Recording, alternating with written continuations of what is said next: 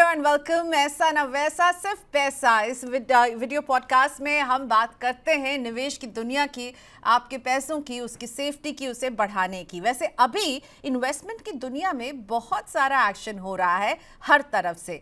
सबसे बड़ा एक्शन तो ये नजर आया कि सरकार ने जीएसटी पर एक मास्टर स्ट्रोक मारा है, लेकिन इसके बैकड्रॉप में बहुत कुछ चल रहा है। टैरिफ को लेकर के चिंताएं हैं, क्या हमारी इकोनॉमी में इस वजह से हम स्ट्रेन देखेंगे, कंपनियों की अर्निंग यानी कमाई ठंडी है, और corporate India single digit sales growth से जूझ रही है। इन सब के बीच में जीएसटी 2.0, नेक्स्ट जेन जीएसटी या फिर इसे कहिए दिवाली बोनांजा, ये चीजों को कितना बदल सकता है। एक बड़ा रिफॉर्म डेफिनेटली है, और जिस तरह से इसे एक्शन मोड में सरकार ने तुरंत लागू करने की तारीख बता दी, पूरा मॉडस ऑपरेंडी बता दिया, इन सब का असर क्या पड़ेगा आपके निवेश पर, हमारे बाजारों पर और ओवरऑल सेंटिमेंट पर, इसे समझाने के लिए आज मेरे साथ जुड़ रहे हैं Kalpen Parekh ji, managing director and CEO DSP mutual fund. Kalpen sir, बहुत स्वागत है आपका मनी 9 पर। सबसे पहले आई थिंक हम सबको एक दूसरे को कॉन्ग्रेचुलेट करना चाहिए। जीएसटी का एक मेगा रिफॉर्म हमने देखा अनाउंस होते हुए, और अब पूरा रोड मैप ये कैसे इम्प्लीमेंट होगा सामने आ रहा है।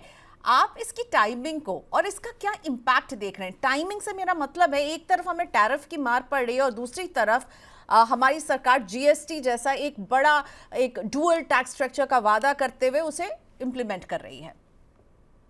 Priyanka, thank you for calling me.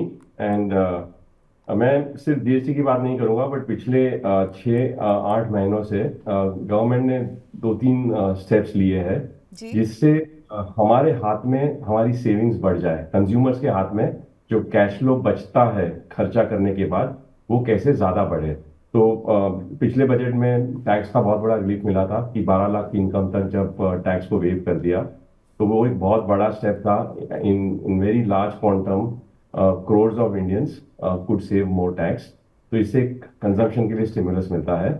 और ये जो जीएसटी का अनाउंसमेंट कल हुआ है, इससे भी कंज्यूमिंग क्लास जो है, जो अपने डे टू डे सामान खरीदते हैं और जो कॉस्ट भरना पड़ता है, उसमें उन्हें सेविंग होगी। I am trying to explain in a very simple way. तो ये दोनों जो गवर्नमेंट के डिसाइसिव एफर्ट्स और स्टेप्स है, ये क्या कोशिश कर रही है? ये कंज्यूमर के हाथ में सरप्लस बढ़ाने की कोशिश कर रही है। और गवर्नमेंट ने पिछले बहुत सालों से 3 अलग अलग एरियाज पे फोकस किया है। एक है कि कंज्यूमर के हाथ में सरप्लस कैसे बढ़े जिससे कंजम्पशन को बूस्ट मिले। कंजम्पशन को जब बूस्ट मिलता है तो कंपनीज को इंसेंटिव होता है कि और केपेक्स करें और प्रोडक्शन बढ़ाए और इंडस्ट्रीज में इन्वेस्ट करें, तो इससे केपेक्स साइकिल बढ़ती है। और तीसरा है कि हम कैसे एक्सपोर्ट ज्यादा कर सकते हैं। तो ये 3 अलग अलग पिलर्स में गवर्नमेंट अलग अलग समय पे काम करती है। तो ये 2 पिलर्स को बहुत बड़ा इससे फायदा होगा। एंड जीएसटी के रिफॉर्म से consumer class people will have more surplus in their hands, hopefully, and they can spend more. And if they spend more, जो आपने बोला कि सेल्स ग्रोथ सिंगल डिजिट पे आ चुका है, जिसकी वजह से प्रॉफिट ग्रोथ भी एक लो साइकिल से गुजर रहा है।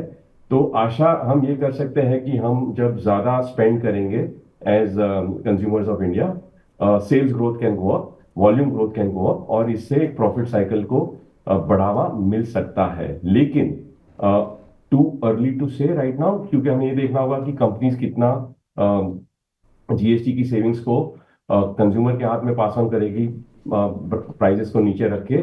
कुछ कुछ कंपनीज अगर प्राइसेस को नीचे ना रखे और अपना मार्जिन अगर एक्सपांड हो जाए, तो हमें देखना होगा अगले 6 महीने में कि क्या वॉल्यूम ग्रोथ आता है अगर कंपनीज ने इसको पास ऑन कर दिया, या कंपनीज अगर मार्जिन पकड़ के रखती है तो प्रॉफिट ग्रोथ आता है। और उसके हिसाब से बाजार आगे डिसाइड करेगा कि कैसे स्टॉक्स को प्राइस करना चाहिए।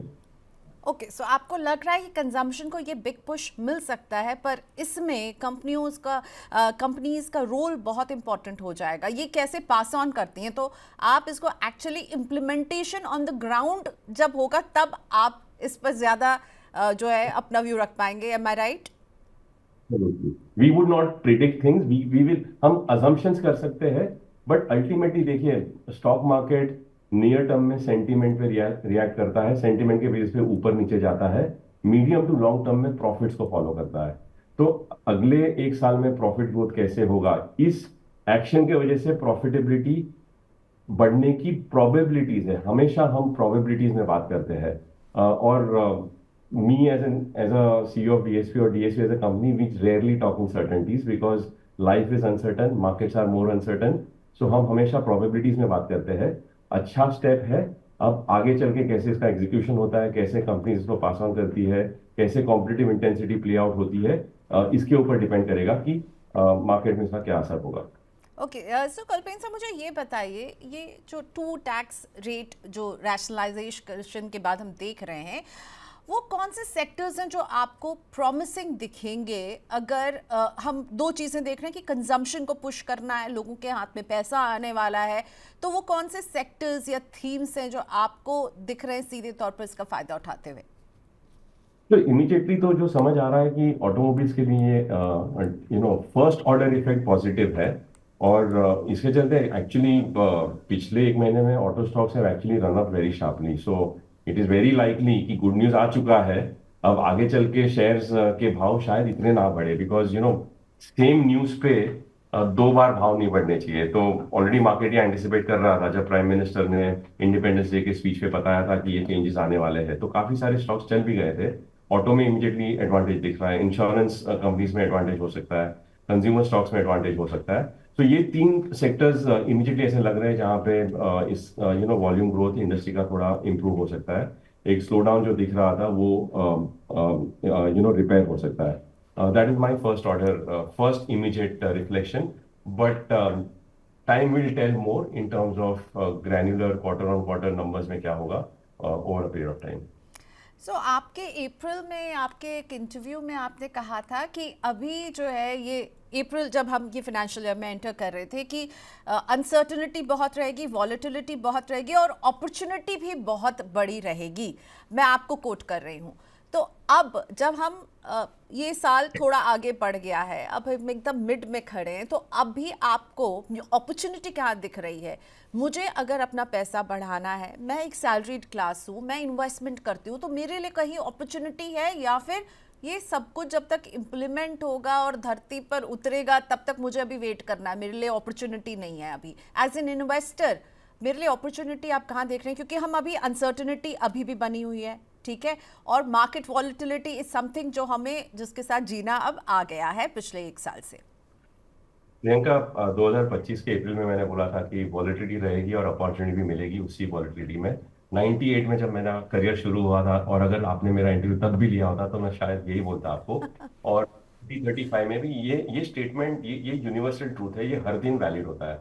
क्योंकि हर दिन वर्ल्ड जो है, इकोनॉमी है, बिजनेस है, धंधा है, ये बाइनरी नहीं होता है कि हर दिन सब अच्छा हो या हर दिन सब खराब हो. हर दिन कुछ ना कुछ पॉजिटिव ट्रेंड्स होते हैं, कुछ ना कुछ नेगेटिव ट्रेंड्स होते हैं. कोई सेक्टर अप साइकिल में होता है, कोई सेक्टर डाउन साइकिल में होता है. अभी जैसे दुनिया भर में बहुत बड़ी तेजी है सेमीकंडक्टर्स में, और एआई के नाम पे बहुत सारा बबल भी बिल्ड हो रहा है, और कुछ कुछ कंपनीज 40-40% से अपना वॉल्यूम ग्रोथ कर रही है. बट उसके सामने हमारी जो टेक कंपनीज है वो सिंगल डिजिट ग्रोथ पे है फिलहाल. तो एक ही दिन में कहीं पे मोमेंटम अच्छा है, कहीं पे मोमेंटम स्लो है. लेकिन इसके बावजूद जब हमें अगर पैसा इन्वेस्ट करना होता है, सेमीकंडक्टर कंपनीज की वैल्यूएशन बहुत महंगी है, तो पता नहीं है कि यहाँ से ये भाव से पैसा बनेगा कि नहीं बनेगा. भले गुड न्यूज चल रहा है, पॉजिटिव स्टोरी चल रही है, बट अगर वैल्यूएशन में ऑलरेडी रिफ्लेक्ट हो चुका है तो शायद पैसा ना बने. On the other hand, pessimism कहाँ पे है? पेसिमिज्म है आज की तारीख में फार्मा स्टॉक्स में, पेसिमिज्म है टेक स्टॉक्स में कि सिंगल डिजिट ग्रोथ रेट पे है. लेकिन हमारे जो बड़े बड़े टेक कंपनीज है, ये सब 5-5% के फ्री कैश फ्लो यील्ड पे आ गई है अभी. Valuation may they are at 5 year, 7 year, 10 year lows. So maybe in spite of weak news, the stock can make money. So which is why हम hesitate करते हैं बहुत ही क्लियर जवाब देने के लिए, बिकॉज वॉल्यूम ग्रोथ कहीं पे दिख रहा है लेकिन वैल्यूएशन नहीं है. और आज के समय में जो मैंने अप्रैल में भी बोला था, अप्रैल से तो आज मार्केट ऊपर ही है. इनफैक्ट अप्रैल में मार्केट थोड़ा लो पे आ गया था जैन फेब मार्च के करेक्शन की वजह से. हमारा जो वैल्यूएशन है पूरे बाजार का 23-24 के पी मल्टीपल पे है. और जो स्मॉलर मिड कैप सेगमेंट्स है उसका वैल्यूएशन और भी ज्यादा है. तो मेरा मानना है कि अभी भी ये समय ज्यादा एक्साइट होने का नहीं है, या अग्रेसिव होने का नहीं है. इनफैक्ट जो आपने बताया सैलरीड एम्प्लॉय है, आप हो या मैं हूं, हमारी तो इनकम भी हर महीने आती है. तो हमें तो एक ही चीज करना है या कर सकते हैं कि हम हर इन्वेस्ट करें एसआईपी के जरिए. अब वो इन्वेस्टमेंट अग्रेसिव फंड में रखना है या डिफेंसिव हाइब्रिड फंड में रखना है is a choice of your और माई रिस्क एपेटाइट, नंबर वन। और दूसरा टाइम होराइजन। टाइम होराइजन अगर 10 साल 20 साल का है तो आज का स्लो डाउन कोई मायने नहीं रखेगा। और अगर टाइम होराइजन 10-20 साल का है तो आज की कुछ कुछ सेक्टर की तेजी भी कोई मायने नहीं रखेगी, बिकॉज 20वें साल में आज क्या हो रहा है उसका कोई लेना देना नहीं होगा। तो जिसे एसआईपी करनी है और लंबा समय है उसके पास, तो उसे फ्लेक्सी कैप फंड में एसआईपी करनी है। और अगर आप ऐसे इन्वेस्टर हो जो थोड़े घबरा जाते हो 3-4 महीने की फ्लक्चुएशन से, पिछले 6-7 महीनों में बहुत सारे जो नए इन्वेस्टरों ने एसआईपी शुरू की थी, 50-60% इन्वेस्टर्स ने अपनी एसआईपी को रोक दी हम्म। 4 महीने की वॉलिटिलिटी को देख के। तो मेरा ये मानना है कि बहुत सारे कंज्यूमर्स इन्वेस्टिंग की सही भाषा सीखे बिना ब्लाइंडली रिटर्न के नाम पे पैसा लगाते हैं। और हमें भी एक बहुत रिस्पॉन्सिबिलिटी से इनको समझाना है कि बाजार का नियम है फ्लक्चुएट करना। इसका काम है नीचे भी जाना, ऊपर भी जाना, और लंबे समय के लिए काफी टाइम जीरो रिटर्न भी देता है बाजार। 2000 से 8 से 13 5 साल का बाजार का रिटर्न जीरो था। हमें एक आशा हो गई कि टीवी पे जो भी आएगा वो हमेशा अग्रेसिव बातें करता है, और इन्वेस्टर्स भी यही ढूंढते हैं। मैं इस इंटरव्यू के जरिए बताने की कोशिश कर रहा हूं कि मार्केट अनसर्टन रहेंगे हमेशा, उसके बावजूद पैसा बनता है अनसर्टेनिटी की वजह से। सर्टेनिटी कहाँ मिलती है? फिक्स डिपॉजिट में मिलती है। अगर आपको सर्टेनिटी चाहिए, एफडी में स्ट्रेट लाइन रिटर्न मिलेगा, बट वो कम रिटर्न मिलेगा। ज्यादा रिटर्न के लिए हमें अनसर्टेनिटी झेलनी पड़ेगी, खरीदनी पड़ेगी। और उसका बेहतरीन तरीका है खरीदने का एसआईपी। क्योंकि और एक एग्जांपल देता हूं, 2008 से 13 में जब बाजार का रिटर्न जीरो था, एसआईपी इन्वेस्टर का रिटर्न 7 से 8% पॉजिटिव था पर एनम। बिकॉज जब फ्लक्चुएशन होता है, एनएवीज गिरती है, तो हम ज्यादा यूनिट्स खरीदते हैं। हम्म। और ऐसे समय में जब इक्विटी नहीं चलता है तो बॉन्ड्स में 6-7% रिटर्न आ जाता है। इस साल में गोल्ड ने हमको बचा लिया, गोल्ड ने 30-40% रिटर्न दे दिया। तो जो इन्वेस्टर कॉन्जर्वेटिव है, ज्यादा ग्रीडी नहीं है, वो हर साल कुछ ना कुछ अपनी गाड़ी आगे बढ़ाते रहता है। और यही हमें करते रहना है। आज भी जो तरीका है इन्वेस्टमेंट का, एसआईपी और हाइब्रिड फंड्स, ये दोनों का कॉम्बिनेशन इस फेज में पिछले 1 साल 1.5 साल से और अगले 1-2 साल के लिए भी शायद ये ऐसा फेज है जब वैल्यूएशंस महंगे हैं। इकोनॉमिक साइकिल नेचुरल है। इकोनॉमी 8% से ग्रो होती है, 6% से ग्रो होती है, ये साइकिल है उसकी, उसमें कोई अच्छी या बुरी बात नहीं है। कॉर्पोरेट प्रॉफिट 8 से 14% के रेंज में ग्रो करते हैं, ये भी साइकिल है। तो इस फेज में हाइब्रिड और एसआईपी का कॉम्बिनेशन सबसे बेहतरीन तरीका है आगे बढ़ने के लिए। ओके, आप कह रहे हैं कि आपको अगर आप लॉन्ग टर्म के इन्वेस्टर हैं, आपको इन सब चीज़ों से जो है विचलित नहीं होना, अपने निवेश को आप मेंटेन कीजिए। लेकिन एक चीज़ जो विचलित करती है ना, आई एम श्योर आपके जैसे जो बड़े बड़े फंड मैनेजर्स और एमडीज हैं, उनको भी आपका मैं व्यू ट्रम्प पर जानना चाहूँगी। और ये जो टैरिफ को लेकर उनके बदलते हुए बयान हैं, क्योंकि आप you are one of the very sane voices, you know, और आप सब कुछ को जो ना एक मॉक की तरह वॉच करते हैं, तो आई एम श्योर आपका इस पे व्यू मैं जानना चाहूँगी। और ये भी बताइए कि जो टैरिफ के बड़े इम्पैक्ट हो सकते हैं जो अभी तक हमें समझ में आ रहे हैं, टेक्सटाइल हो गया, यहाँ पर हम पेन दे सकते हैं, मैन्युफैक्चरिंग में, क्या ये जीएसटी रिफॉर्म इसको एब्जॉर्ब कर लेगा? बहुत टेम्पटिंग है ये बोलना कि सब ठीक है, सब ठीक हो गया है, बट टू अर्ली टू से is what I would say Priyanka. Because tariff का जो अभी तो टैरिफ की शुरुआत हुई है इंडिया पे जो उन्होंने लगाया है, और उनका तो स्ट्रैटेजी है कि उन्हें अनप्रिडिक्टेबल रहना है। It's a very well thought through strategy that he is probably deploying of keeping everyone on toes, and that he will be able to extract something for America, and he doesn't care what happens to any other country or its own economy. He is focused on his economy. तो उसके चलते volatility economies में बढ़ती रहेगी, currencies की volatility बढ़ेगी। जब जब करेंसी की वॉलेटिलिटी बढ़ती है तो इंटरेस्ट रेट्स टाइट हो जाते हैं। आप देखेंगे इंडिया में पिछले 6 महीने में आरबीआई ने रेट कट्स किए हैं, लेकिन बॉन्ड यील्ड्स ऊपर चले गए, बिकॉज करेंसी भी फ्लक्चुएट कर रही है। और जब इंटरेस्ट रेट्स बढ़ते हैं तो कहीं ना कहीं पे वैल्यूएशन पे इसका असर आता है, क्योंकि बाजार बोलेगी कि मुझे अगर बॉन्ड्स में ही 7% मिल रहा है तो मेरा इक्विटी से एक्सपेक्टेशन ज्यादा है, तो भाव सस्ते होने चाहिए। तो मेरा ये मानना है कि टैरिफ का क्या एंड गेम होगा, कैसे होगा, ये अभी टू अर्ली टू से देखा नहीं है हमने। टैरिफ्स हर देश पे धीरे धीरे अप्लाई होना शुरू हुए, हमारे ऊपर अगस्त से शुरू हुआ है। Our governments will do whatever is right to do. They are also posturing very well, not giving in, and in a very mature and calibrated way trying to solve it, not by being a hero in front of them, but finding ways out. But जो भी US कर रहा है ये एक बहुत बड़ा doubt create करता है दुनिया भर की इकोनॉमिक ऑर्डर पे कि एक दूसरे पे जो भरोसा था लोगों का ट्रेडिंग ब्लॉक्स का या इकोनॉमिक रेजिम्स का, लोग दो बार सोचेंगे कि कल कोई भी स्ट्रांग लीडर अगर इस तरह से बैकफायर करता है या अनप्रिडिक्टेबल बन जाता है। Any unpredictability in policy making by the largest country on earth also creates unpredictability in business decision making. Many business, आज हमें अगर यूएस में ऑफिस खोलनी है तो हम दो बार सोचेंगे कि आज डालें या 6 महीने बाद डालें, या ये कॉस्ट स्ट्रक्चर इनकर करें या थोड़ा कम करें। तो ये सब के होने की वजह से डिसीजन मेकिंग थोड़ा स्लो हो जाता है, थोड़ा डिलेड हो जाता है, जो इवेंचुअली प्रॉफिटेबिलिटी में दुनिया भर में दिखेगा, दुनिया भर के ग्रोथ में भी दिखेगा। और अगर दुनिया का ग्रोथ स्लो होगा, we all are integrated while India to some extent has domestic growth levers because we are a very large domestic market, but 40-50% हमारे प्रॉफिट जो है वो बाहर से आते हैं। टेक्नोलॉजी का प्रॉफिट पूल बाहर से है, ऑटोमोबाइल्स का बाहर से है, पेट्रोकेमिकल्स है, टेक्सटाइल और वो सब ज्यादा मैं बात नहीं करूंगा because we are very small in the overall market cap. तो अनसर्टेनिटी अभी तो शुरुआत हुई है अनसर्टेनिटी की, और ये अनसर्टेनिटी अपने वैल्यूएशन में अभी रिफ्लेक्ट नहीं हो रही है। क्यों नहीं हो रही है? बिकॉज मार्केट में बहुत सारा पैसा आ रहा है, बहुत सारा फ्लो है। तो अगर हमारे पास हर महीना 30,000 करोड़ आता है तो हमें वो कहीं ना कहीं डिप्लॉय करना ही है। तो उसके चलते वॉलेटिलिटी थोड़ी कुशन हो चुकी है, बट अनसर्टेनिटी आ सकती है, आगे चल के वॉलेटिलिटी बढ़ सकती है। इन्वेस्टर्स को अपना पैसा सोच समझ के कितना रिस्क मुझे एब्जॉर्ब करना है उसके हिसाब से डिसाइड करना है। और मैं अगेन यही बताऊंगा, मेरी दो छोटी नीस है, 3 साल की और 6 साल की, उनका पूरा का पूरा पैसा एसआईपी में इक्विटी फंड में है। बिकॉज वो 30-30 साल के बाद जो उनको पैसे की जरूरत होगी उसके लिए हमने इन्वेस्ट किया है।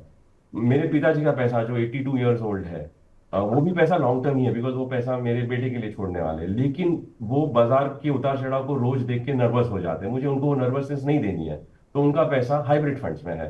तो म्यूचुअल फंड इंडस्ट्री आपको चॉइस और रेंज देती है, आपको चूज करना है अपने हिसाब से।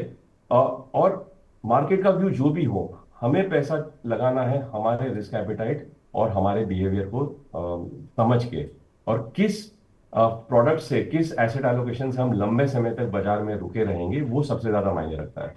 तो मेरे लिए 60-40 is the way in which I will remain invested for long. For someone else it could be 80-20, for someone it could be 100-0। There is no single answer. One size does not fit all, सबका अलग अलग risk appetite के हिसाब से आपको करना होगा। लेकिन क्या अभी निवेश करने का सही समय है या अभी रुकना चाहिए? क्योंकि आपने खुद कहा अभी अनसर्टेनिटी रहेगी, अभी वॉलेटिलिटी भी रहेगी, अभी ग्रोथ को लेकर चिंताएं भी रहेंगी। तो क्या अभी इन्वेस्टमेंट करने का सही समय, अभी पैसा लगाने का सही समय है? इक्विटी से जुड़ा अगर मैं निवेश करना चाहती हूँ या मैं एक हाइब्रिड फंड भी चुनना चाहती हूँ तब भी? मेरा मानना है कि जो बफेट ने सिखाया है हमें कि जब चियरी कंसेंसस मिलेगा, जब सब कुछ क्लियर हो जाएगा, जब कोई भी बादल दिखेंगे नहीं हमें, तो हमें भाव भी नहीं मिलेंगे। आज जो काफी सारे सेक्टर में स्टॉक सस्ते हो रहे हैं, फार्मा सेक्टर के स्टॉक्स नीचे है 1 साल से, ऑटोमोबाइल्स में स्टॉक 30-30% डाउन है, कहीं पे कंज्यूमर स्टॉक्स डाउन है। तो ये ये एक अच्छा समय है इन्वेस्ट करने के लिए, लेकिन बेस्ट समय नहीं है। इसलिए धीरे धीरे कीजिए। आप एक साथ पूरा 100 रुपया मत लगाइए, 10 रुपए से शुरू कीजिए, तो वो एसआईपी हो गई। दूसरा, हाइब्रिड फंड से शुरू कीजिए। मेरा ये मानना है कि बिकॉज बाजार में उतार चढ़ाव आते रहेंगे और वैल्यूएशन थोड़े महंगे हैं, जब मेरा एक बहुत सिंपल पर्सनल फ्रेमवर्क है, और वो बाजार का जो होना है हो, I don't care. I ask only one question, क्या भाव महंगे हैं या सस्ते हैं, वैल्यूएशन महंगे हैं या सस्ते हैं? जिस फेज में वैल्यूएशंस महंगे होते हैं, मैं हाइब्रिड फंड्स प्रेफर करता हूँ। जैसे 70% स्टॉक्स में हो और 30% गोल्ड और बॉन्ड्स में हो, और ये 70% जो स्टॉक्स में है वो भी इंडियन और ग्लोबल स्टॉक्स का मिश्रण है। जब जब बाजार फेयर वैल्यू या सस्ते हो जाते हैं, और वो 3-4 साल में ऐसा एक टाइम मिलता है, तब अगर मेरे पास कोई नया पैसा आएगा तो वो मैं पूरा इक्विटी में लगा दूंगा। तो ये बहुत सिंपल फ्रेमवर्क है। वैल्यूएशंस महंगे हैं तो हाइब्रिड फंड्स में चूज कीजिए, वैल्यूएशन सस्ते हैं तो अग्रेसिव इक्विटी फंड चूज कीजिए। और अगर आपको फ्लक्चुएशन से कोई फर्क नहीं पड़ता है तो हमेशा इक्विटी में डाल के छोड़ दीजिए, बिकॉज लॉन्ग टर्म में best performing asset class equity ही होता है। लेकिन शॉर्ट टर्म में पेन देगा और दे सकता है। अगर आप पेन झेल सकते हो तो 100% इक्विटी में रहिए, पेन नहीं झेल सकते हो तो हाइब्रिड फंड लीजिए। और कपिल आज सर, गोल्ड का क्या करें? गोल्ड ने तो एकदम हम लोग को जो रिटर्न दिया है, और अभी फिर से आई थिंक अनसर्टेनिटी जो है वो गोल्ड का फ्रेंड होता है, और इसीलिए हम गोल्ड को फिर देख रहे हैं आगे भागते हुए। रुपया कमजोर हो रहा है, और एक और फैक्टर्स में ये भी सेंट्रल बैंक्स ने अपनी होल्डिंग बढ़ाई है अभी गोल्ड को लेकर के। तो ईटीएफ, गोल्ड ईटीएफ को अच्छा रिस्पॉन्स मिल रहा है आपकी इंडस्ट्री में। गोल्ड में अभी क्या करें, क्योंकि गोल्ड मुझे बहुत ही लोगों को अब लग रहा है कि गाड़ी छूट गई है क्या, अब कर लें क्या, यहीं पर निवेश कर लें? तो वही है कि जो इसके पहले भी जो आपने सवाल पूछा कि अनसर्टेनिटी है तो इन्वेस्ट ना करें, हमेशा होता यही है, अनसर्टेनिटी में डाउट होता है, और जब क्लैरिटी आ जाती है तब भाव ऊपर चले जाते हैं और तब हमें लगता है कि अब गाड़ी छूट गई है। और इसीलिए हमेशा अनसर्टेनिटी में ज्यादा इन्वेस्ट करना चाहिए, क्लैरिटी जब होती है तब कम करना चाहिए। अब गोल्ड का बेस्ट समय इन्वेस्ट करने का 3-4 साल पहले था, बट आज भी हमारा ये मानना है कि हर पोर्टफोलियो में, स्पेशली अगर आप इमर्जिंग मार्केट में रहने वाले हो, तो 10% गोल्ड होना चाहिए। बिकॉज एक डेटा पॉइंट आपको बताता हूँ कि पिछले 30 सालों में जितनी भी 25 इमर्जिंग मार्केट कंट्रीज है, इन सब कंट्रीज में गोल्ड का रिटर्न उसके स्टॉक मार्केट के रिटर्न जितना है या थोड़ा कम, थोड़ा ज्यादा है। India is a blessed country because हमारी इकोनॉमी रिलेटिवली बेटर है, स्टेबल है, ग्रोइंग है, जहाँ पे गोल्ड और इक्विटी का रिटर्न सेम है, या कुछ कुछ फेज में इक्विटी का रिटर्न गोल्ड से थोड़ा ज्यादा होता है। बट लॉन्ग टर्म में गोल्ड ने 11% अगर दिया है तो इक्विटी ने 13 दिया है। लेकिन जब आप दोनों को जोड़ देते हो इन सर्टेन रेशियो, वॉलेटिलिटी कम हो जाती है और रिटर्न आपका मोरलेस 12 से 13 के आसपास आता है। पिछले 30 साल की हिस्ट्री यही है।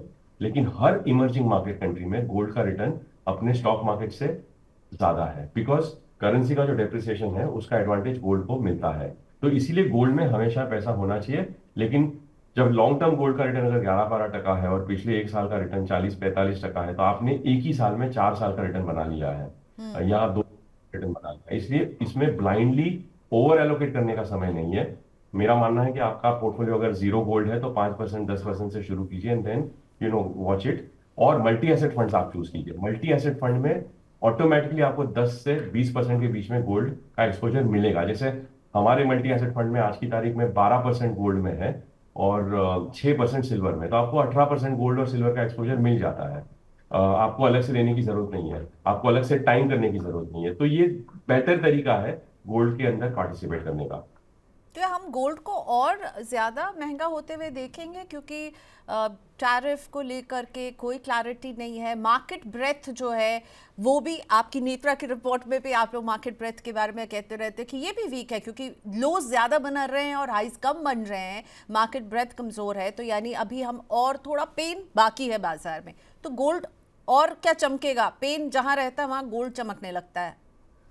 ये हमेशा जरूरी नहीं है कि कुछ कुछ फेज में होता है कि स्टॉक्स नीचे जाते हैं और गोल्ड ऊपर जाता है। बट ये ऐसा फेज है पिछले 2 साल में कि जहाँ पे ओवरऑल ओवरऑल 2 साल में global stocks and Indian stocks have also gone up. Leave aside last 7-8 months, but generally gold and stocks all have risen together over the last 2-3 years। तो ये पॉसिबल है कि अगले 2-3 साल में ऐसा हो कि दोनों साथ में नीचे आए। तो ये जो कोरोलरीज या इक्वेशन है, ये जरूरी नहीं कि हर समय चले। गोल्ड में आपको ये ध्यान में रखना है कि ये cash flow generating asset class नहीं है, और अगर ये cash flow generating asset class नहीं है तो महंगे भाव पे लेना रिस्की हो सकता है। तो मेरा मानना है कि दोनों को अलग तरह से सोचना चाहिए। अगर आपका गोल्ड एक्सपोजर लो है तो आप गोल्ड पे ऐड कीजिए। Don't take it because you don't have clarity on equity, because कोई किताब में लिखा नहीं है कि स्टॉक नीचे जाएंगे तो गोल्ड को ऊपर जाना है। ये साइंटिफिकली प्रूवन हाइपोथेसिस नहीं है। डिमांड सप्लाई डिटरमाइन करेगा गोल्ड कैसे बिहेव करेगा। पिछले 1-2 सालों में डिमांड बढ़ी है गोल्ड के लिए, सप्लाई मोरलेस हमेशा कांस्टेंट होता है। और overall economic uncertainty, loss of faith in how various governments interact with each other, उसके वजह से गोल्ड की डिमांड पिछले एक साल में बढ़ गई थी। अब वो डिमांड अगले एक साल में उतनी ही स्ट्रांग रहेगी या थोड़ा टोन डाउन हो काफी समय कि कुछ कुछ सेंट्रल बैंक्स ने गोल्ड को अपने इन्वेस्टमेंट बुक में लिया है। इसका ये भी मतलब है कि जब उसका व्यू प्ले आउट होगा वो उसको बेच भी सकते हैं। तो जब अगर कोई सेंट्रल बैंक ने कल आके बेच दिया तो स्टॉक 10-20% नीचे गोल्ड का जा सकता है। तो गोल्ड वॉलेटाइल रहेगा, और आपका एक्सपोजर अगर कम है तो आप ऐड कीजिए। अगर ऑलरेडी आपका 10% एक्सपोजर है तो don't go overboard on okay, gold. So just follow the 10% rule, asset allocation जो है उसको फॉलो कीजिए, ना कि गोल्ड क्योंकि लग रहा है भागेगा इसलिए लीजिए, क्योंकि सेंट्रल बैंक खरीद रहा है आपको लग रहा है यहाँ कुछ होने वाला इसलिए लीजिए। अपने एसेट एलोकेशन का ध्यान रखिए। अब क्योंकि मैं पैसों की हिफाजत की बात आपसे करना चाहूँगी, और मुझे लगता है कल्पेन सर एक बात जो बहुत कम बात हो रही है वो है पेंशन को लेकर के। पेंशन को लेकर के कहीं ना कहीं हमारे देश में अभी भी हमारे पास एक सॉलिड प्लान मुझे नज़र नहीं आ रहा है। अब आपकी जो एम्फी है वो बात एक वाइट पेपर लेकर आई है और कह रही है कि mutual fund voluntary retirement account की बात कर रही है, जो कि यूएस में 401k के स्टाइल में। एनपीएस के टेकर्स को हमने ओवर द ईयर्स कम होते हुए देखा है। रिटर्न सिंस इंसेप्शन जो रहा है वो भी 9.3% के आसपास रहा है। और ऐसे में आपको नहीं लग रहा है कि पेंशन पर एक ठोस एक्शन की ज़रूरत है? वाइट पेपर आ गया लेकिन हम कहीं ना कहीं लैक कर रहे हैं यहाँ पर। सरकार भी कभी एनपीएस, ओपीएस, यूपीएस इन सब में उलझ रही है। अब आपने सही समय पे ये सवाल पूछा है प्रियंका। मेरा तो मानना है कि एनपीएस का आर्किटेक्चर जो है वो बहुत बढ़िया है। एनपीएस के आर्किटेक्चर में at very low cost investor को बेहतरीन इन्वेस्टमेंट मैनेजमेंट स्किल्स मिल रहे हैं। इनफैक्ट हमारा पेंशन का एक यूनिट है जो हमने 1.5 साल पहले शुरू किया था, आज 1.5 साल में 6,500 करोड़ का फंड बन गया है, और जिसने बेंचमार्क को 4 से 5% से बीट भी किया है। अब रिटर्न कम इसलिए बिकॉज मार्केट गिरा है। कोई भी आप लार्ज कैप फंड या फ्लेक्सी कैप फंड देखेंगे, 1 साल का रिटर्न सभी का नेगेटिव होगा या जीरो होगा। तो बाजार के उतार चढ़ाव के साथ पेंशन के रिटर्न भी फ्लक्चुएट होंगे, लेकिन एनपीएस का आर्किटेक्चर ऑलरेडी इन प्लेस है। इनफैक्ट पीएफआरडी के जो नए चेयरमैन आए हैं कुछ महीनों पहले, तब से लेके आज तक हमने देखा है कि बहुत ही ज्यादा फोकस के साथ वो हमारे साथ इंडस्ट्री के साथ डायलॉग कर रहे हैं कि कैसे हम पेंशन को और मीनिंगफुल बनाएं। क्योंकि जो फ्यूचर में इंडिया का रिटायरमेंट का प्रॉब्लम अगर हमें सॉल्व करना है, रिटायरमेंट की हर आदमी के रिटायरमेंट को सिक्योर करना है, तो ऐसे प्रोडक्ट से ये होगा जहां पे इन्वेस्टर लंबे समय के लिए रुकने को तैयार हो। और आज की तारीख में म्यूचुअल फंड से बेहतरीन प्रोडक्ट कोई है नहीं।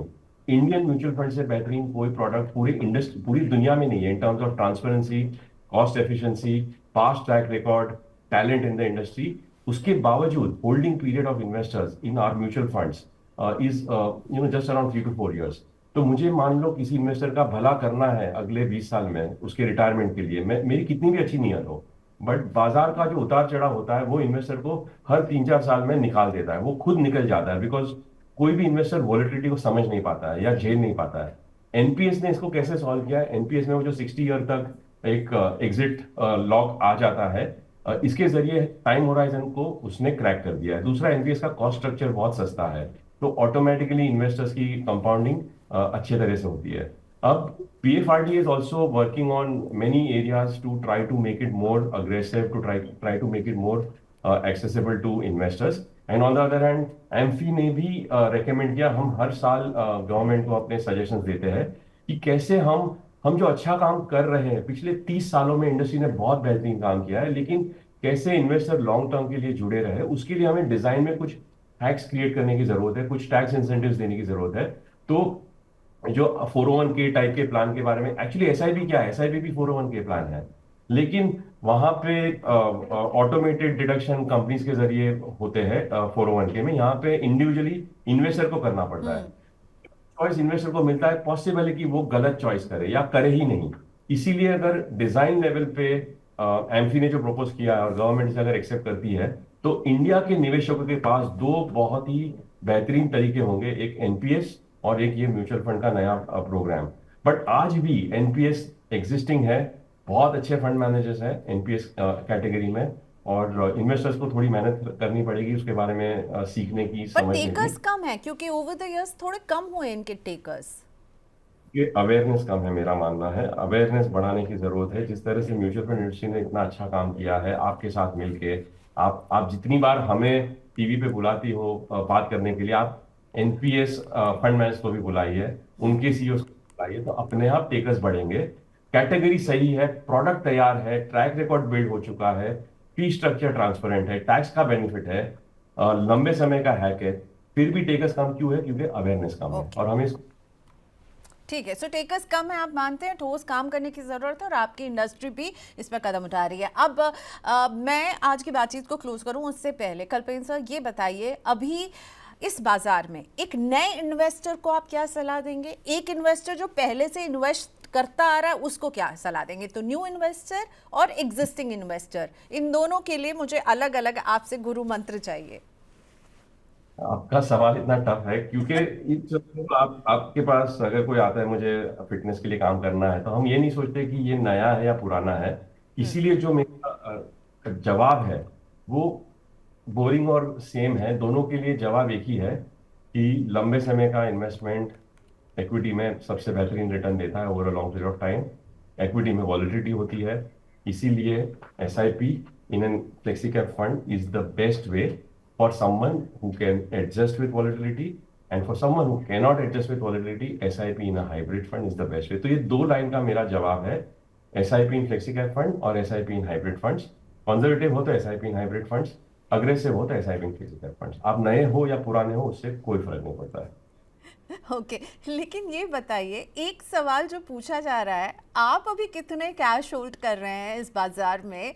डीएसपी म्यूचुअल फंड कर रही है, नहीं कर रही है? आप कैश अभी डिप्लॉय कर रहे हैं? क्योंकि इनफ्लो तो तगड़ा आ रहा है कल्पेन सर। जुलाई के नंबर्स जो थे इक्विटी म्यूचुअल फंड में सारे रिकॉर्ड तोड़ दिए, 42,000 करोड़ से ऊपर का रहा। तो लोग तो अपना पैसा दे रहे हैं, पर हम कुछ रिपोर्ट्स पढ़ें कि कंपनियां कैश होल्ड कर रही हैं। आप कितना कैश होल्ड कर रहे हैं या डिप्लॉय कर रहे हैं? प्रियंका, हमारे 7-8 इक्विटी फंड्स है। ऑलमोस्ट सभी फंड्स 95-97% इन्वेस्टेड है। ओके। लेकिन एक ऐसे हैं जहाँ पे वो फंड मैनेजर्स की जो स्टाइल है या जो उनकी बिलीफ सिस्टम है वो कंजर्वेटिव है थोड़ी। उनकी बिलीफ सिस्टम है कि मार्केट महंगा है, थोड़ा स्टॉक्स अपने फेयर वैल्यू से ऊपर है, तो हम वेट करेंगे, पूरा पैसा नहीं लगाएंगे। तो 10 से 12% कैश है, लेकिन इससे ज्यादा कैश कोई भी इक्विटी फंड में नहीं है। एक हमारे पास दो ही फंड है जिसमें 12% कैश है और बाकी सब फंड में 3-4% कैश होगा इक्विटी में। पर्सनली मेरे पोर्टफोलियो का अगर आप पूछेंगे आज, ये this is a reflection of my behaviour and attitude. मेरे पोर्टफोलियो में आज 40% इंडियन स्टॉक्स है, 22% ग्लोबल स्टॉक्स है, 12-13% गोल्ड है और बाकी का पोर्टफोलियो डेट में है। तो ये थोड़ा डाइवर्सिफाइड पोर्टफोलियो है, क्योंकि मुझे लगता है कि मार्केट महंगा है। जब मार्केट सस्ता होगा तो मैं इक्विटी की तरफ अपना टिल्ट बढ़ाऊंगा। जब मार्केट महंगा रहता है तो मैं नॉर्मली 65-35 फ्रेमवर्क प्रेफर करता हूँ। तो क्या आप लोग अभी बाजार में पैसा लगाने के लिए कंफर्टेबल हैं या नहीं है? डिप्लॉयमेंट में अगर आप दो स्कीम्स में कह रहे हैं कि वहाँ पे आपने ज़्यादा कैश होल्ड किया है क्योंकि कंजर्वेटिव स्टैंड ले रहे हैं, तो बट आर यू कंफर्टेबल और not? Priyanka, we are comfortable because okay, confusing question है और मैं इसीलिए जवाब भी कंफ्यूजिंग दूंगा आपको। सो प्लीज, अगर आप कंजर्वेटिव और आपको फ्लक्चुएशन अच्छे नहीं लगते हैं तो मेरे जो दो फंड में 10-12% कैश है आप उसको चूज कीजिए। बहुत ओके। इन्वेस्टर ऐसे बोलते हैं कि मुझे नहीं कंजर्वेटिव स्टैंड चाहिए, मेरा पैसा 10 साल का है, 1 साल की वॉलेटिलिटी को मैं झेल लूंगा, don't worry, don't keep cash. Because cash में जैसे ये दो फंड में जहां पे 10% कैश है, इन्होंने बहुत अच्छा किया अक्टूबर से मार्च तक जब बाजार गिर रहा था। लेकिन अप्रैल से आज तक जब बाजार फिर से 15% ऊपर आ गया है, they will under perform because portfolio में 10-12% कैश है और बाकी पोर्टफोलियो पूरे इन्वेस्टेड है। तो अगेन हम इन्वेस्टर को चॉइस दे रहे हैं। आप आपका अगर 3 से 5 साल का पैसा है या आप अगर कंजर्वेटिव मिट्टी के बने हो तो आप इस तरह के फंड्स में आइए। आपको अगर बाजार का फ्लक्चुएशन एक्सेप्ट करने में कोई दिक्कत नहीं है तो आप हमारे फुल्ली इन्वेस्टेड फंड्स में आइए। हमारा ऑप्शन है आपको चॉइस देना, बिकॉज हम कभी भी ये नहीं बोलेंगे कि we can predict the future with perfection, we also go wrong, so we are giving choices जो and depending cash on. Hold करने वाले जो आपके फंड्स है वो क्या equity, all out equity schemes हैं? जैसे हमारा लार्ज कैप फंड है उसमें 11-12% कैश है। ओके। हमारा वैल्यू फ्लेक्सी कैप है, इंडियन और ग्लोबल स्टॉक्स खरीदता है, उसमें अगर 10 से 12% कैश है, बिकॉज ग्लोबल स्टॉक्स पिछले 3 महीने में बहुत ऊपर चल गए हैं।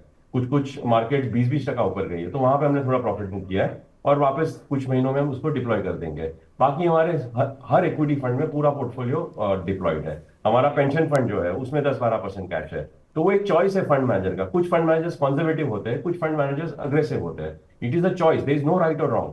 बाजार चल जाएगा तो मेरा अग्रेसिव फंड मैनेजर हीरो दिखेगा, अगर नहीं चला तो कंजर्वेटिव फंड मैनेजर हीरो दिखेगा। आपके पास दोनों चॉइस है। ओके और यही बात जो है म्यूचुअल फंड इंडस्ट्री की कि वो आपको चॉइसेस देती है कि आप अपने इन्वेस्टमेंट बिहेवियर के हिसाब से निवेश कीजिए, अपने टाइम होराइजन के हिसाब से निवेश कीजिए। लेकिन हाँ कल्पेन सर, जो मैं की टेक अवे ये है कि अभी आपको इन्वेस्टमेंट करते रहना है, इंतजार में नहीं बैठना है कि कुछ बहुत अच्छा हो जाएगा तब शुरू करूं, right? This is my key takeaway of our conversation. एक दूसरा फुल फॉर्म ये है, डोंट स्टॉप प्लेइंग। पैसा आता है आपके पास, कमाते रहते हो हर साल, तो इन्वेस्ट करते रहिए, हर महीना इन्वेस्ट करते रहिए और लॉन्ग टर्म पोर्टफोलियो बिल्ड करना है हमें। Okay fine. और कल्पेन सर हैं बिग फैन हाइब्रिड के, और वो कहते हैं कि भाई हाइब्रिड जो है वो आपके लिए ना बाजार के उतार चढ़ाव में आपको एक स्टेबिलिटी भी देगा और आपका पैसा भी इन्वेस्ट होता रहेगा। Thank you so much कल्पेन sir for your time today. Money 9 के व्यूअर्स के लिए आपने वक्त निकाला, बहुत शुक्रिया आपका। बाय। Good day. सो चलिए, निवेश की गाड़ी रुकनी नहीं चाहिए। देखिए ट्रम्प साहब अपना टैरिफ लगाते रहेंगे, अपने देश में हम देख रहे हैं बहुत सारे बदलाव हो रहे हैं, जीएसटी जैसा एक बड़ा कदम इसको रिफॉर्म करके सरकार लेकर आ रही है। लेकिन आपको अभी इन सब चीज़ों से लेकर के कि कब ये होगा तब हम निवेश करेंगे, ये सब नहीं सोचना है। आपको अपनी निवेश की गाड़ी चलाती रहनी है। अगर थोड़ा सा डर लग रहा है, थोड़ा कंजर्वेटिव तरीके से आप निवेश कीजिए, हाइब्रिड फंड चुनिए। और अगर आपको लग रहा है कि आपको विश्वास है भारत की ग्रोथ स्टोरी में, तो ऑल आउट इक्विटी फंड्स में सिप हर महीने छोटी छोटी रकम की सिप के जरिए निवेश की गाड़ी को चलाते रहिए। शुक्रिया हमारी इस बातचीत को देखने के लिए। आपके कमेंट्स का इंतजार रहेगा। आज के लिए इतना ही, बाय बाय।